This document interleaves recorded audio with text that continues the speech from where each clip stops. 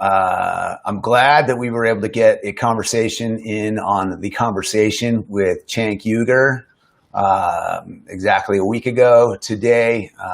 Been about 100,000 views on that video at this point. And I feel if I don't look at the comments with too much pain for myself, obviously people feel like Cenk just picked me up off the beach. I'm an uneducated Trump supporter, as we all are. I think it's worthwhile to revisit some of the points that are made in that interview, and so for that, I brought my good buddy Derek on here, and hello everyone. Thanks for having me. We're gonna kind of go through and parse through some of the comments that were made by Cenk during the interview and piece out some of what we think there could be a little bit more exploration on.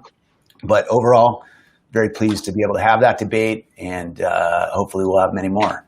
So thanks, Derek. Derek obviously has so much more background that I do in finance, a lot of experience, kind of seeing all the market conditions that created the market crash in 2007, 2008. And can add a little bit more color to how we as Trump supporters look at the great effects on the economy. I think it's interesting that Cenk decided to go hard at me. If you look at the context of the debate, right, it started out saying, well, you realize, Trump's not a real Republican. He has many issues that are different than Republicans on things. And I was able to quickly say, trade and immigration, and here's why. And that led into a full-on conversation that went all over the place.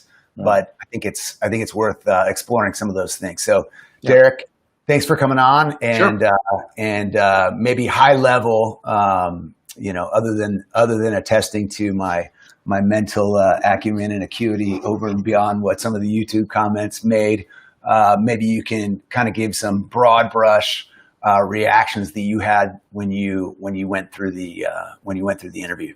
Yeah, I think with regards to he started off with the war and tariffs, and that Trump wasn't a general Republican. He made no bones about that. Obviously, during his original election campaign, he was anti-war, right? He wanted to bring the troops home. On tariffs, he had made everyone know that we had been being screwed for so long, and he wanted to square the peg, right, and get that back to normal. I think he succeeded on that. Tariffs can be good. Clearly, everybody wants free trade. At the same time, right, if you're the one continually losing in the free trade battle because of years of just susceptibility to just being taken advantage of, you have to correct that. And so, the main point that gets missed in all of this is, yes, the tax cuts are and can be and are disadvantageous to an overall economy if you don't have corresponding spending cuts. The one thing that always gets left out is that no corporation, unless they're subsidized by the government, like a Tesla or whatever, can continue for years and years and years in perpetuity to outspend what their revenue base is. That's a losing battle. Government, unfortunately, is not a corporation. They can just spend and spend and spend, thinking that there's always a money tree. So, to his point, yes, the spending cuts have had a negative impact of the 1.5 or 1.9 trillion or whatever he was talking about. But if cuts had gone along with that, then tax cuts are advantageous to the people that they're meant to help. So right. in that regard, and then he misses the point on debt as well. One second, I know you want to get in. One point on the debt side, right? He conveniently leaves out that under Obama, he managed to double the debt from 10 to 20 trillion. Trillions. It's a lot of freaking money.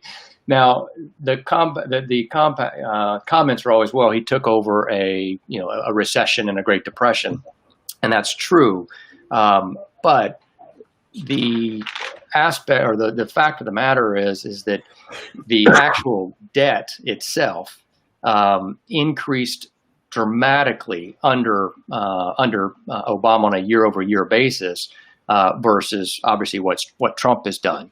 He talks about personal income hasn't increased in years. That's just flat out wrong. He could not be more wrong in that. Same with the unemployment thing. He said that Obama's unemployment, you have to admit, Obama's employment was lower than Trump's. No, it was not. It never, ever made it below, 4.5%, I think, or 4.6. Yeah, magic wand, right? Obama said, what are you going to do? Have a magic wand to fix it? Wave at it and fix it, right? Right.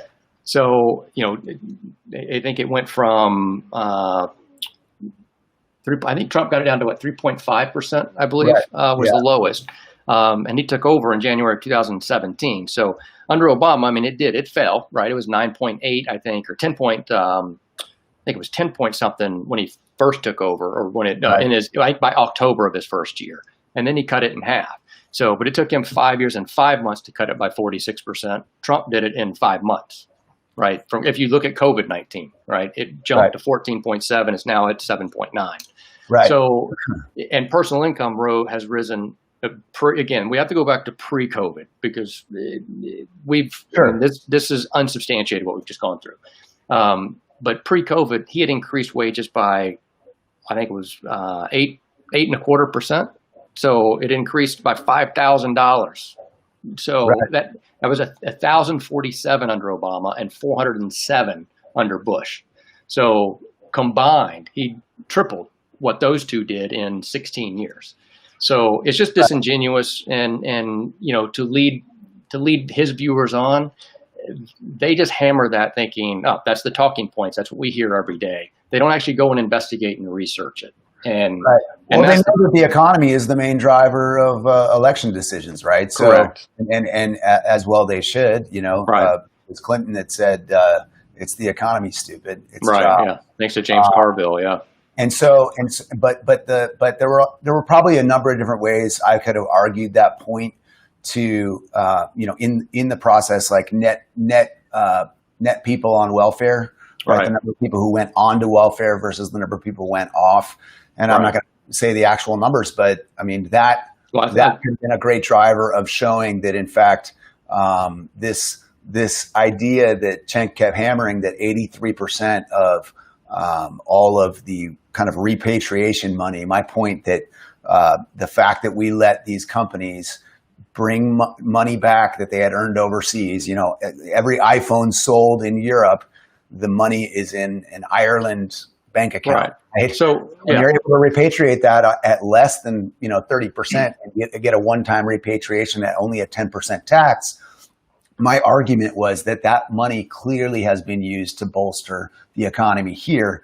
Right. And I think that's a New York Times talking point that's been pushed out. 83% of these tax cuts and repatriation went to the top 1%. Right. And I think that's only half the story, right? Because that can trickle down into jobs. Right. Those top 1% that are basically making investments. And I don't think it was right for him to suggest that the top 1% just took all that money off the table and didn't put it into the economy. You see the results. Right. And again, he argues against himself, because if the tax cuts didn't work and the repatriation didn't work, then why did middle class average household income increased from $60,973 in January of 17 to $65,976 as of August? Last data we had was August of last year. Right. So an 8.2% increase. The average since 1999 all the way through 2016 was 2.7. So again, 6 points higher. So roughly 3 times higher, 2.5 times higher than the last previous 16 years. But again, so to your point with regards to the repatriation, did it work? If the tax cuts didn't increase that average household income, and repatriating that money and paying higher wages didn't do it, then what did it? Was it just magic? Did all of a sudden just wages went up and nobody can explain why? So they won't ever go at that point, because again, it's self-defeating for them, because they end up in a circular argument with themselves, never being able to get out of the middle of the firing squad. So, and then there's what's called the Gini coefficient. So Gini coefficient, it measures income equality. So under Bush, it was 0.47. Under Obama, it was 0.48. Under Trump, it's ticked to 0.49. So if you and the the largest, the highest Gini coefficients are the blue state of New York, DC, and Massachusetts at 0.52 and 0.453 and 54, or 0.53 is the highest. Then if you go to the red states of, say, Nebraska, Wyoming, Utah, Alaska, you're at 0.42 to 0.44.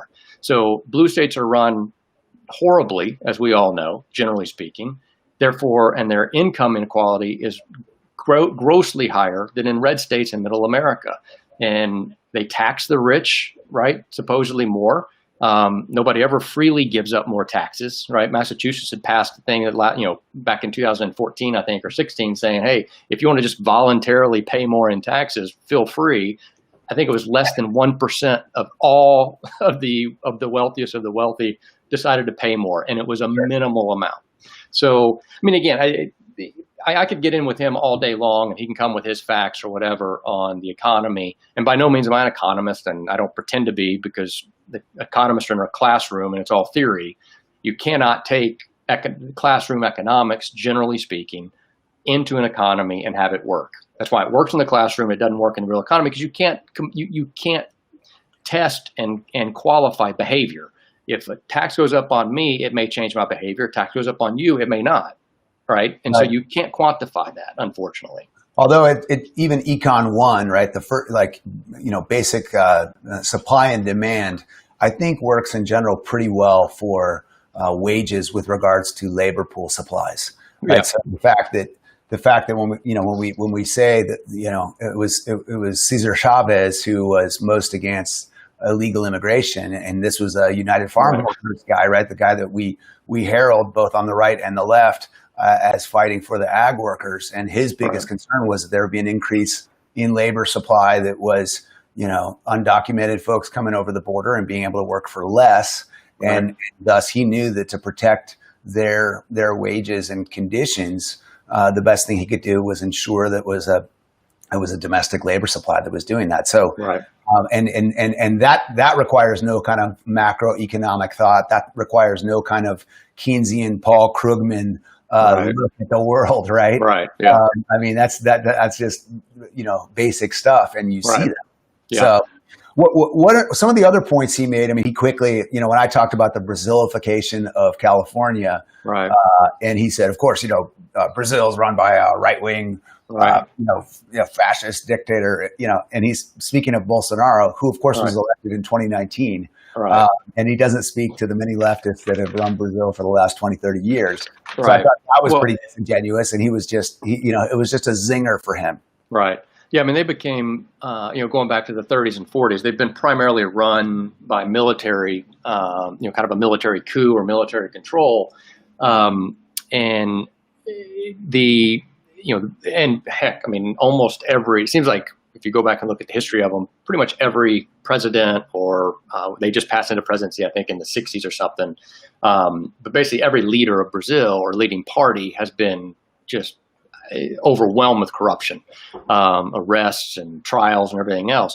So, they had become a big exporter of arms back in the 80s when they were sending arms to Iran and the Soviet Union. Now, I don't know many right-wing groups who are, partnering with Iran and the Soviet bloc to give them weapons. So, I mean, they were communist in their views. Communism is not a right-wing ideology by any means. So again, he was just disingenuous there.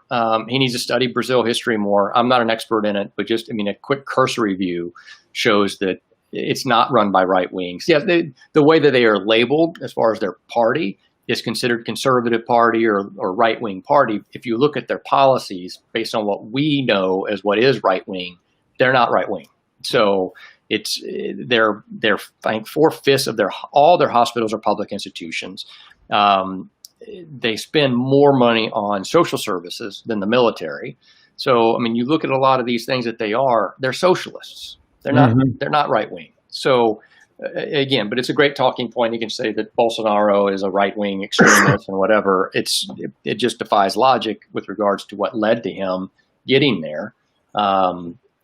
Because even he takes on he is more religious. He does talk about religion needs to kind of come back into Brazil, and we need to add more money to the military and stuff like that.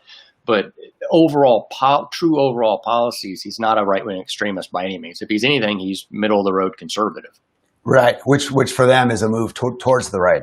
Correct. Yeah. Did you have any other key points that you wanted to address when we talked about the economy? Because I want to get into some of the reactions to what we talked about with COVID, but I want to make sure we're still on track with some of the other key kind of misguided thoughts we saw there. Because I'd say a good half to 2/3 of the interview had been focused on. I think just the economy. Yeah, and I think quickly on the stock buybacks and the repatriation of the money really quick. When that money does come back, they obviously give it in wages. Did they keep more for themselves? Sure, of course they did. They've been harboring that money overseas forever, and so to have that one-time 10% tax, they're going to. But putting that money into development and expansion, and so you did see, especially in 2018, a very high increase in R&D spending. That tapered off in 2019, and one could look at, well, why? Well, Democrats had taken over control of Congress in 2018. So 2019 is their first year. They control the purse strings, right? They ended up putting in and enacting things that made people then suspect, all right, do I really want to spend this money? What's coming up? Is there going to be a reversal in this tax rate or whatever? So, now that Dems are in control. So you could argue the point. He argues a lot of counterfactuals. Well, you can't, he makes a comment, you can't go back and prove otherwise because we're in the reality that we're in. So I think if he took the time to truly understand economics and see how a dollar is spent and how the dollar cycles through the system as well. Because the belief in socialism is that for every $1 that goes out to a welfare recipient, $1.50 is going to come back. If that was the case, fire everybody from all their jobs. Let's just print money and give people money, and all of a sudden we're going to have a 50% increase. Right? We'll pay off the debt in no time. It defies logic, and they don't want to track that. They don't want to spend the time to educate themselves on that because it gets too into the weeds for them. Yeah, it's interesting. Well, it's interesting because he definitely, Cenk describes himself as a Republican until the Iraq War. So you would assume that he didn't have any grand machinations on some fundamental economic policy difference. Right.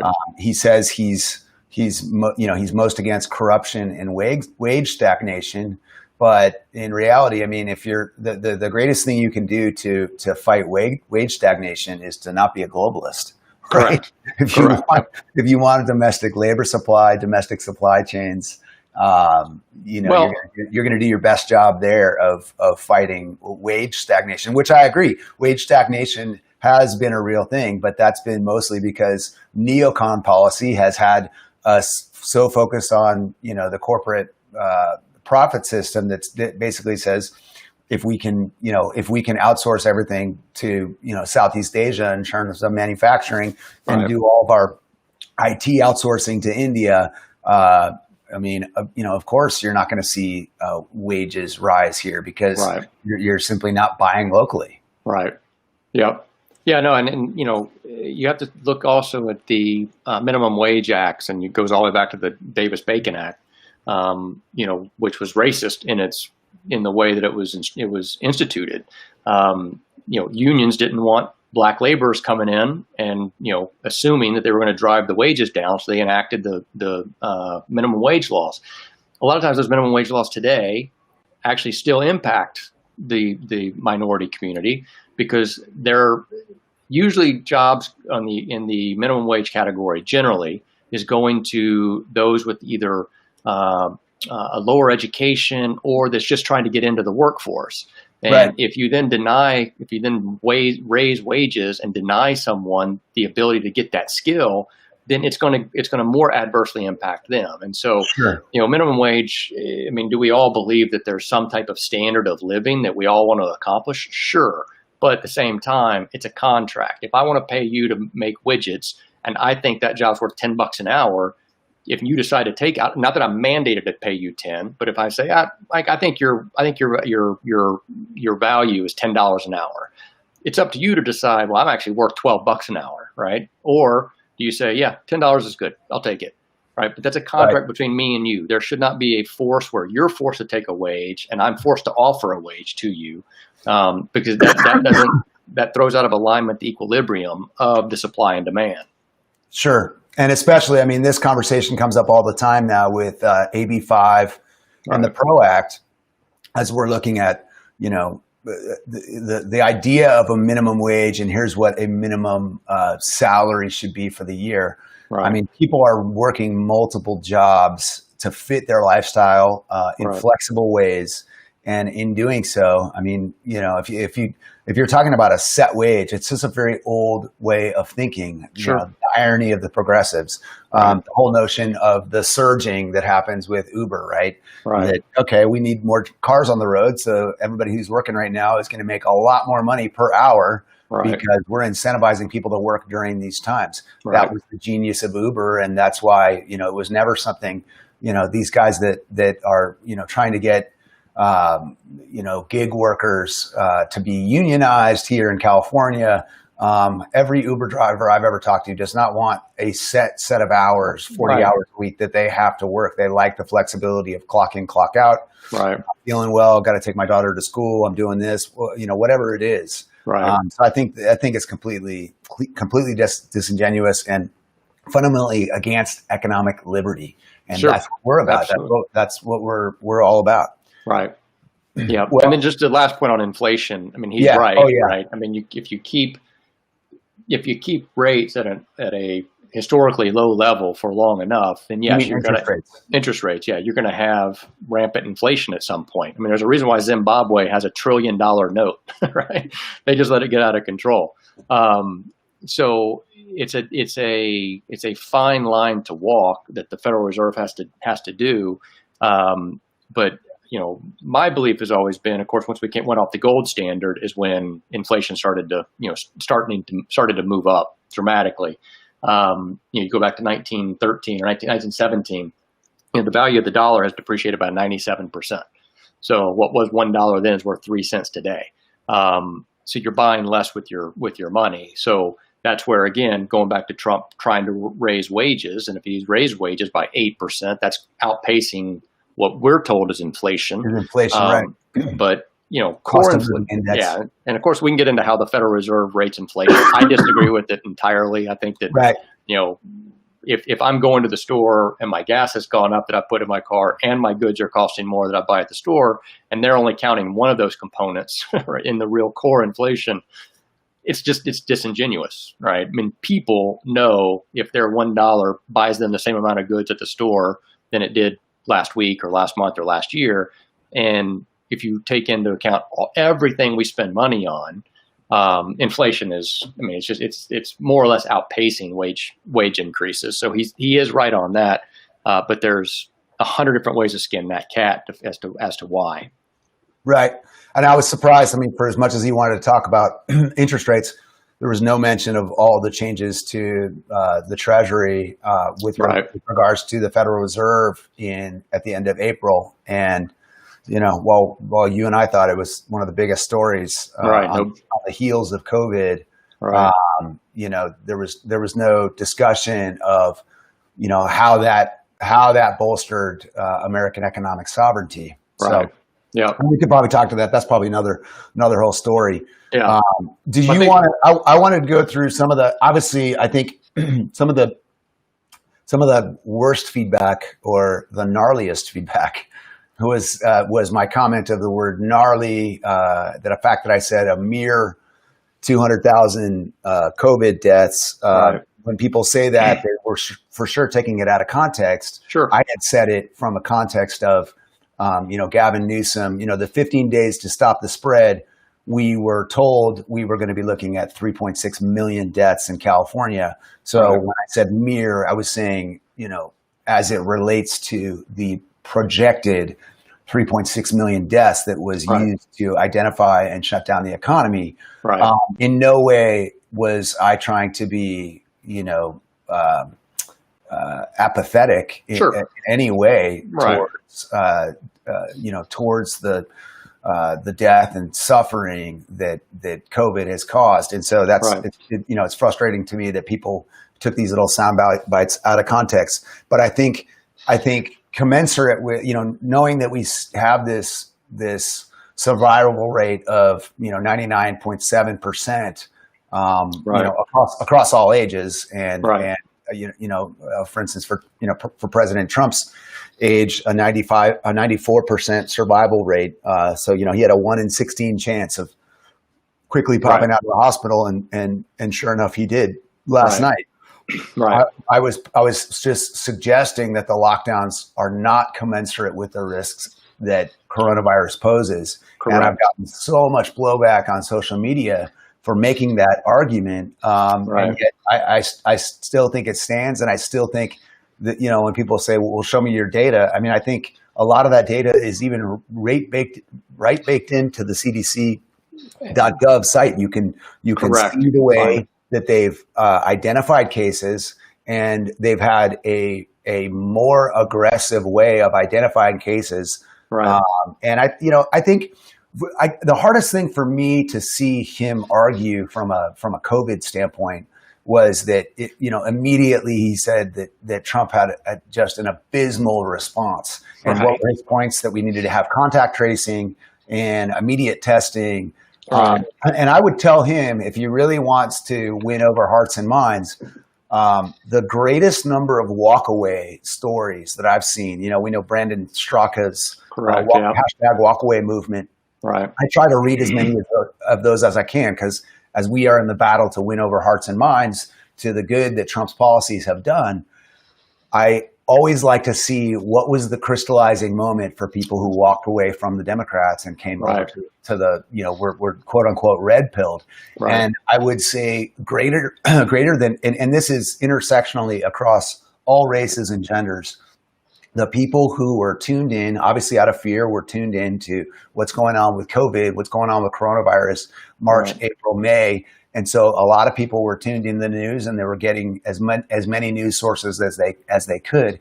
And Right. so many people said, I recognized that the media was the virus Right. when I saw the daily transparent updates that Yeah. Trump and Birx and Fauci were doing, and here they were twisting his words and saying you didn't do this, and oh, what about this? And I was looking at it, and that was a moment of aha for Sure. so many people. And so for him to hammer on that as well, clearly, and that's obviously what the progressives are trying to get Biden to be doing in Right. these debates, is hammer Trump on coronavirus. But Yeah. when you really ask him what his plan is, you don't really see a huge No. delta from what Trump has done. Well, and I think, again, starting out of that on that part, he started out with a counterfactual, right? That if you had done this, right, lives would have been saved. You Right. don't know that. I mean, you just don't know, right? And I would probably reckon to imagine that prior to January 24th or 26th, whenever the first case was here, that Cenk had never heard of contact tracing. He probably had no idea what it was. I mean, to be honest with you, I'd never heard of it, right? And for South Korea and these other countries to go and implement it or do whatever, then, okay, great. But what was their contact tracing? It's been shown in studies that contact tracing can overwhelm the system if you're not quarantining people, you're not locking down. So the only way to properly canvas and contact trace is to lock everybody down. So then you're not overwhelming the number of workers that are out there having to chase all these people around.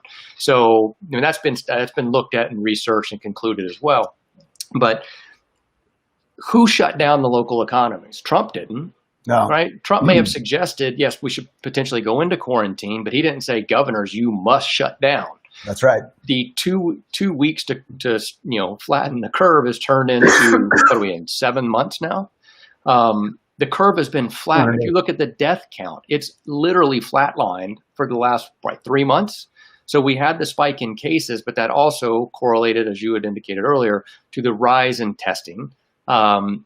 And the hospitalizations have gone down. As of, I think it was Thursday of last week, looking at positive cases reported on college campuses, there's been over 70,000 reported positive cases on college campuses. Hospitalizations, 3 people. Right. So the fear mongering, right? Because now they don't really show you the death count, right? Only when we hit a milestone, 175,000, 190, 200. But they overwhelm everybody in the fear of, look at all the cases. Well, of course, cases are going up. Plus, as it was noted, that there's 4 coronaviruses that will very likely show up as a positive for coronavirus, the COVID-19. So if you got a flu shot, you're going to test positive. If you had an antibody that you had it previously, had no idea you had it, you're going to show up as a positive. And then there's T-cell immunity, right? That'll show that somehow our bodies, prior to the disease, the virus ever making it here, we had antibodies or T-cell immunity already to it.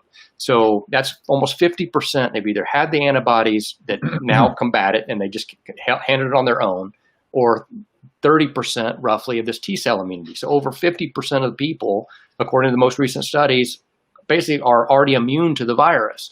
The virus is weakening, right? There's a reason why deaths aren't going up.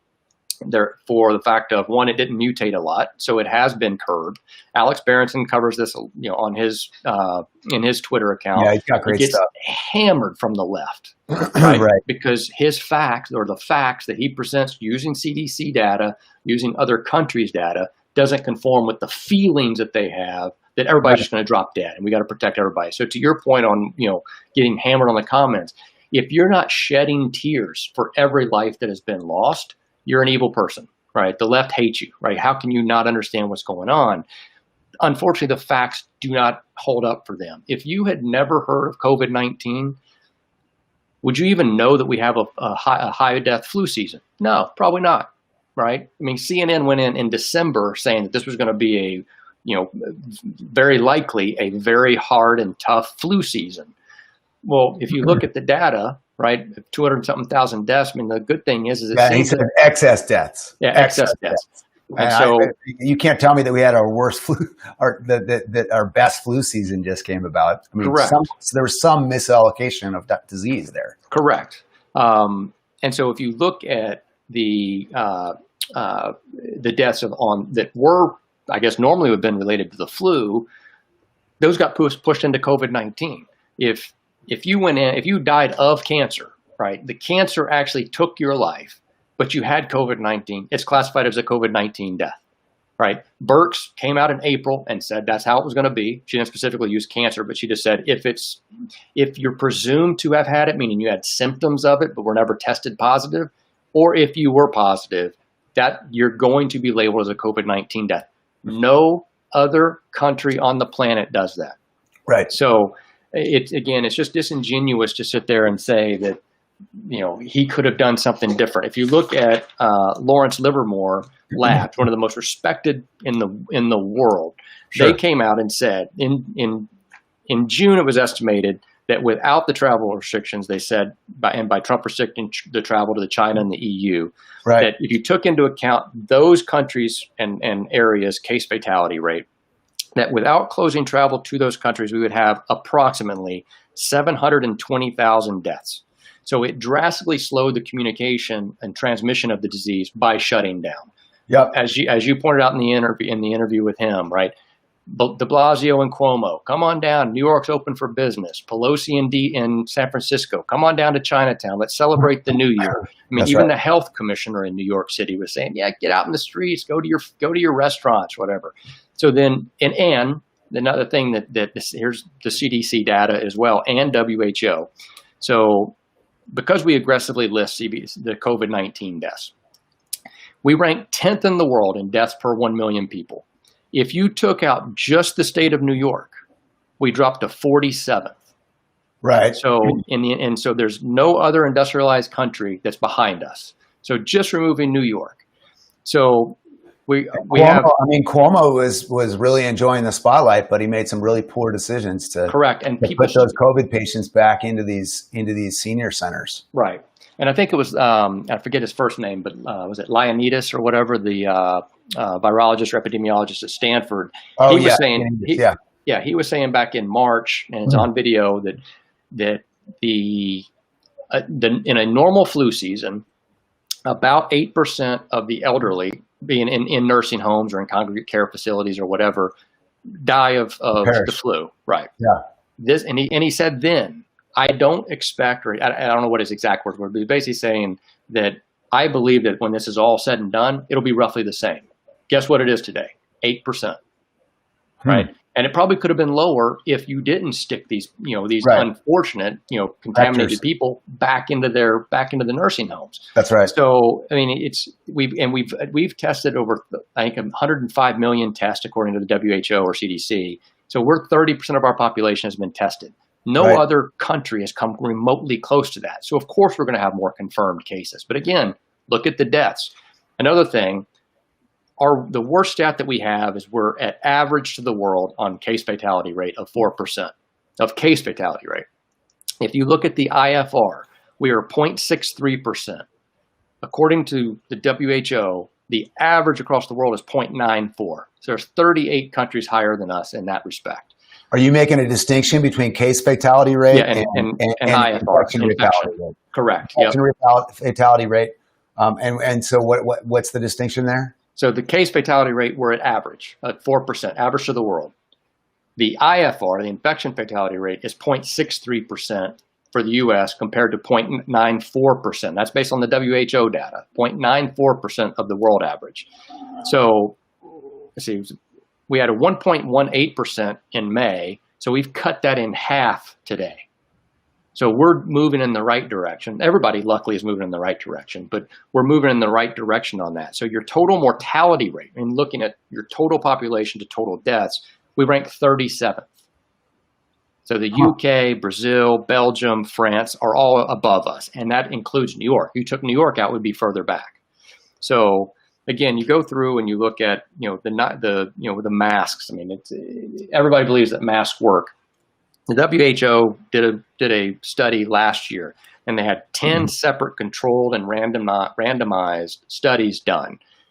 Their conclusion was, and I quote, "No evidence that wearing a mask is effective in reducing transmission of the virus," meaning any of the viruses, the coronaviruses. So, they were looking at in pandemics and endemics. So, the belief that these masks work, it may protect you, but the viruses, it's not going to protect against. So and people say, well, the doctors and medical staff wear them. Yes, they wear them in a sterile environment, right? When they're not wanting to infect a patient, but the transmission of it. I mean, you can look at a lot of people that are N95s. They're not high pore fabrics. Correct, and even the N95 boxes say not meant to reduce the effectiveness, right, or transmission of coronavirus or virus.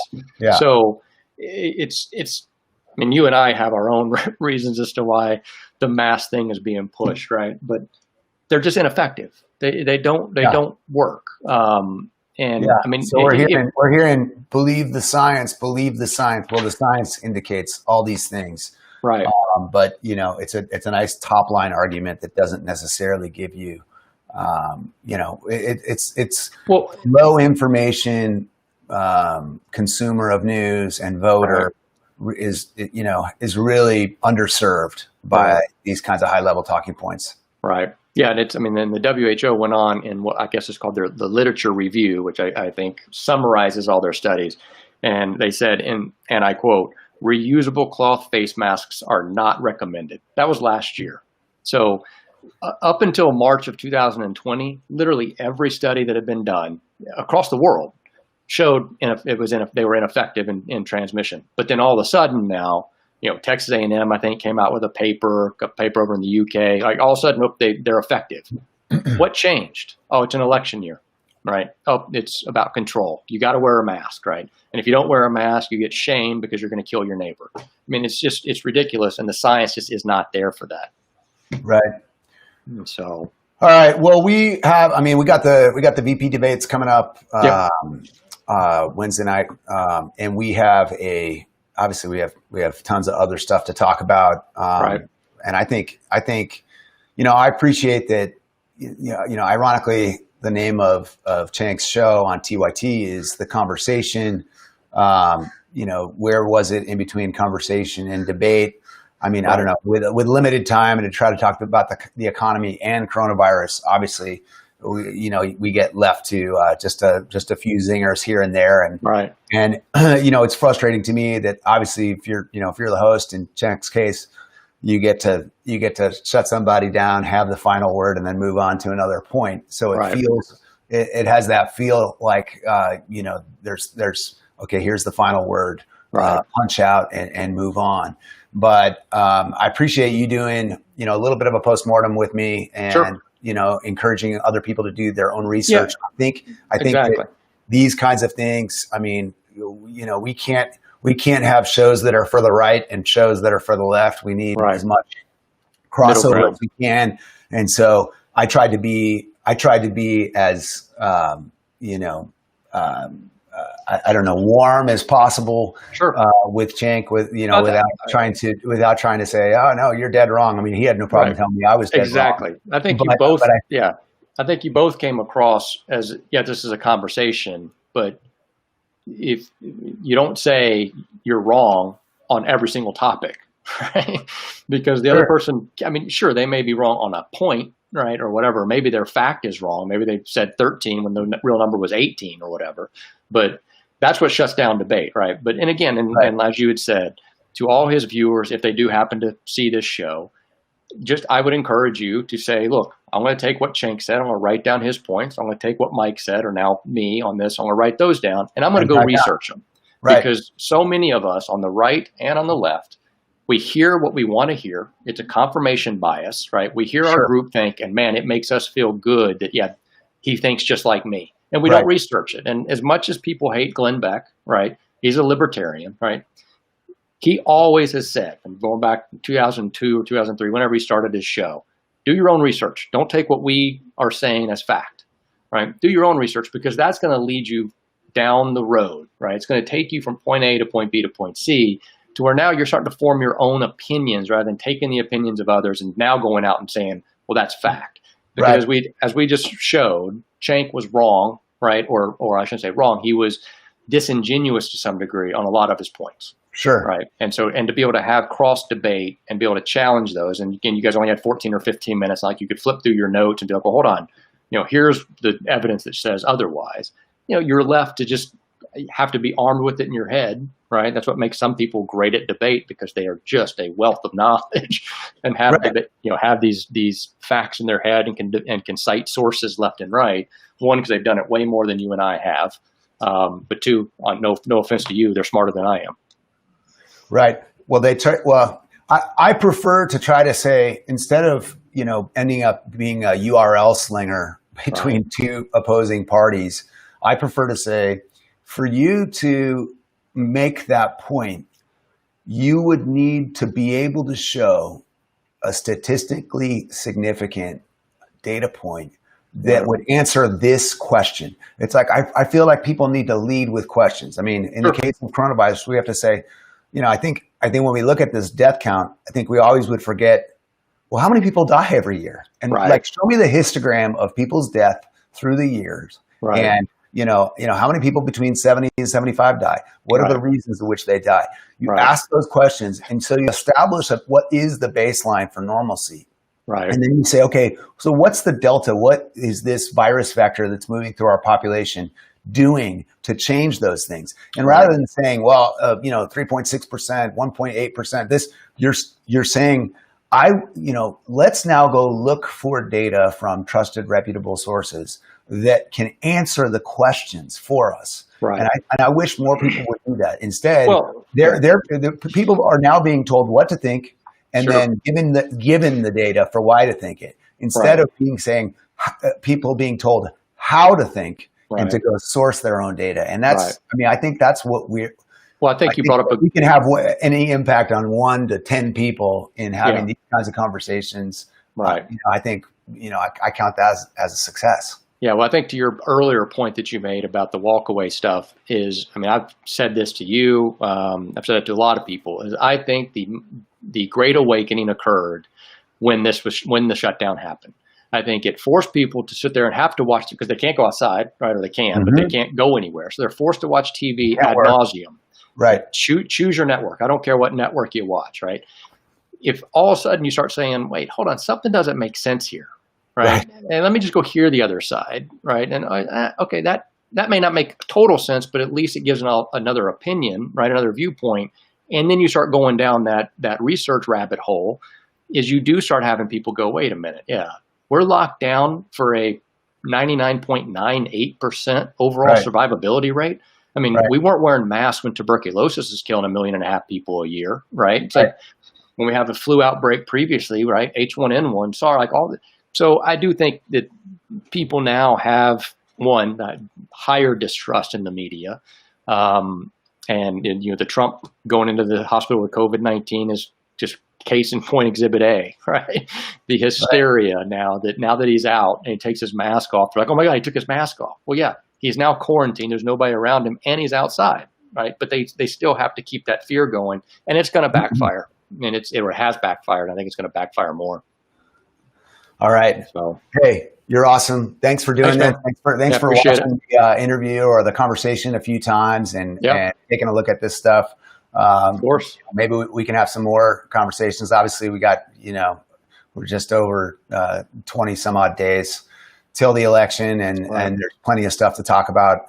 And so I really appreciate you coming on. And, thanks for having me. And being part of it. And hey, folks, if you found this interesting, please, follow us on Facebook, follow us on Twitter, subscribe to the YouTube channel, and if you have any interest in having a conversation with any of us about this stuff, get in touch and let's do it.